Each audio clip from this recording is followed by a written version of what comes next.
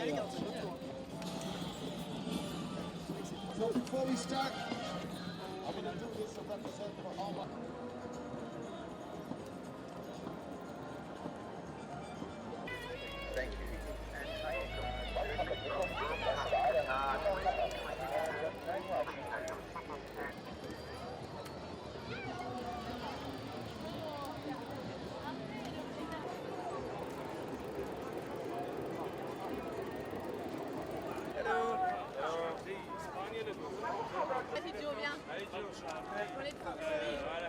Avec mon ami Gabriel, on est parti le 20 août dernier du Stade de France à Paris avec nos vélos pour rallier Doha, pour assister à la Coupe du Monde et soutenir l'équipe de France.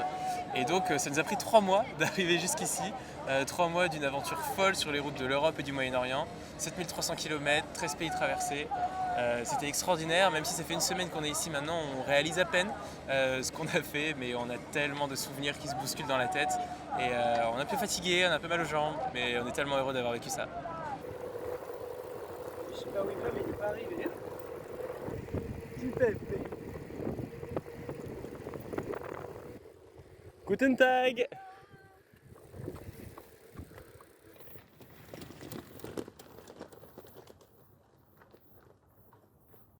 Bon, on est en train de galérer. En pleine ascension. En pleine ascension, on s'arrête. Il faut s'arrêter. Parce qu'on a un truc à célébrer. C'est quoi? C'est les 4000 km. Yes. Ça c'est fait les gars. On continue. Yes.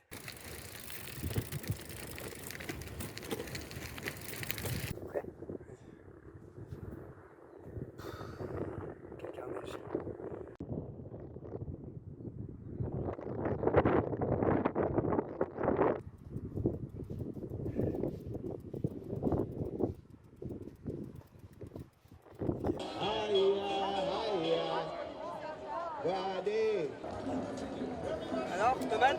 C'est la chose. Merci. On est en train de tester les mollets.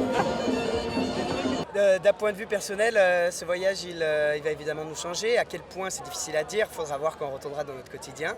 Mais c'est vrai que le Moyen-Orient nous a offert de merveilleuses surprises, que ce soit en termes patrimonial, en termes de paysage évidemment, et surtout en termes culturels.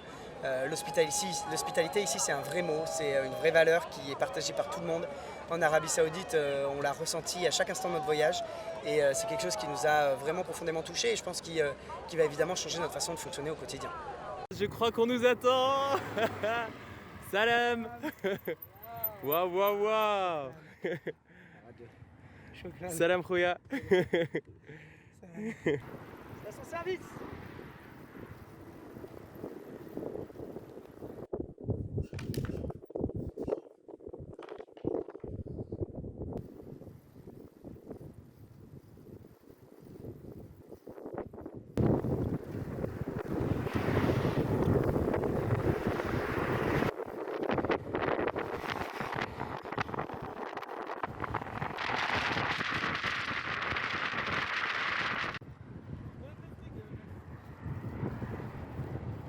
Alors c'est vrai que c'était pas forcément évident de se déplacer à vélo dans le Moyen-Orient. On n'a pas forcément de problème de GPS parce qu'il y a très peu de routes. Il faut dire que par exemple on a passé 4 semaines à traverser l'Arabie Saoudite, c'est très simple, il y a une route et on la suit. En revanche les conditions sont difficiles pour les cyclistes, il fait chaud, il y a beaucoup de vent dans le désert, on s'est trouvé des fois à pédaler au milieu de tempêtes de sable en Arabie Saoudite. Et alors par contre quand on traverse de grandes villes, c'est très difficile. Riyad ça a notamment été extrêmement compliqué, c'est des villes immenses, un petit peu comme Doha même si Doha l'est un peu moins, qui sont uniquement faites pour l'automobile. L'automobile est reine et le vélo est paria. Voilà, c'est impossible de se déplacer à vélo. Donc on navigue un petit peu comme on peut, c'était des moments qui étaient un petit peu chauds en termes de sécurité. Et c'est un petit peu pareil à Doha, même si Doha a une autre couleur pour nous, parce que pour nous Doha c'est la ville au bout du désert, au bout de ce tunnel, et donc c'est la fin de notre aventure, c'est notre point d'arrivée. Quand même se surpasser physiquement pour suivre son équipe, c'est vraiment impressionnant. Ça représente quand même beaucoup de kilomètres et pas mal de temps. Pas mal de pavés là. Ah ouais, pas mal de... Entre Milan et entre Paris et Doha. Moi c'est pas ça que je fais. Entre Turin et Milan, on était allé à vélo. On s'est dit, c'est cool de faire du vélo, aller voir les Bleus. Il y a quelqu'un qui ouvre la photo parce que...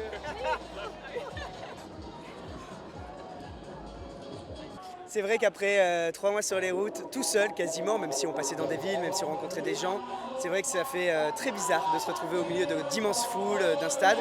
Et en même temps, c'est très stimulant parce que c'est une grande fête, c'est la grande fête du football. Nous, on est venus là pour ça. Donc voilà, la transition a été vraiment brutale de passer de la solitude à tout ce monde, tout ce bruit, toute cette musique. Mais d'un seul coup, on a réussi à switcher et maintenant, c'est aller les Bleus jusqu'au bout. Et nous, on est super contents de participer à cette grande fête.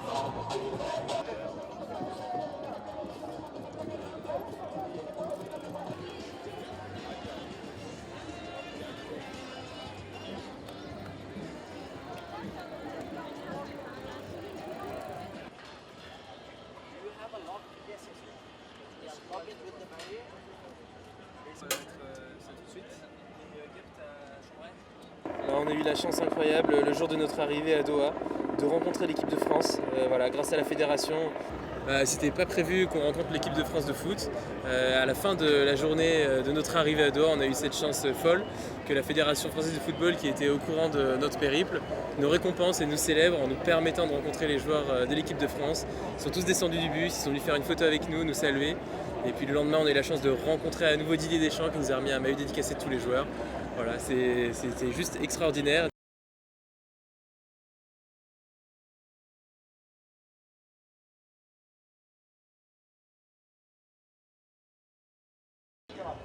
Welcome to 974 Station. Please turn on.